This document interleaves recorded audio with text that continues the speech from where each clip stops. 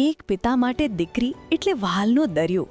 તમિલનાડુમાં એક પિતાએ પોતાની વહાલસોઈ દીકરી માટે પ્રેમથી એવી અનોખી ભેટ તૈયાર કરી કે લાખો લોકોના દિલ જીતી લીધા.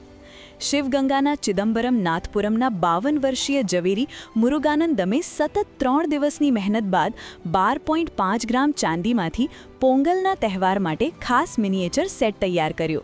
આ સેટમાં ચાંદીના ટચુકડા માટલા, સ્ટવ, શેરડી, ચમચી અને લાકડા પણ એટલી બારીકાઈથી બનાવાયા છે કે તેને જોઈને આંખો પણ ન માને.